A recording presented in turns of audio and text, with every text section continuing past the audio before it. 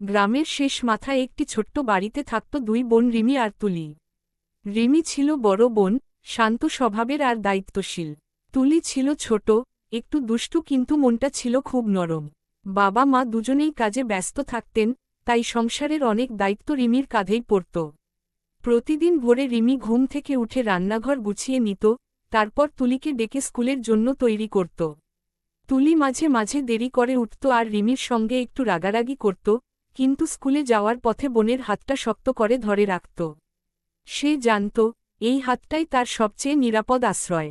একদিন স্কুল থেকে ফেরার পথে তুলি খুব চুপচাপ ছিল। রিমি জিজ্ঞেস করলেও সে কিছু বলছিল না। বাড়ি ফিরে অনেকক্ষণ পরে তুলি বলল, আজ স্কুলে ওর আঁকা ছবিটা কেউ ছিঁড়ে ফেলেছে। চোখে জল চলে এল তার। রিমি কিছু না বলে তুলিকে জড়িয়ে ধরল। তারপর নিজের খাতাটা বের করে বলল, চলো দুজনে মিলে নতুন একটা ছবি আঁকি।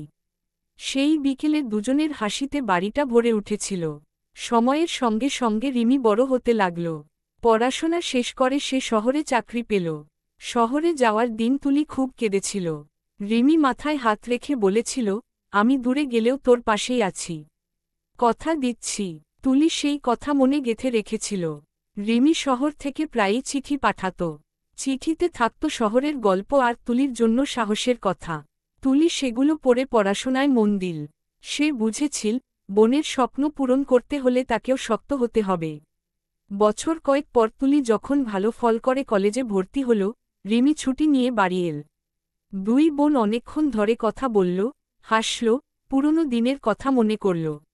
সেই রাতে তারা বুঝেছিল, সময় আর দূরত্ব বদলালেও তাদের সম্পর্ক একই রয়ে গেছে। দুই বোনের এই বন্ধন ছিল নিঃশব্দ কিন্তু গভীর।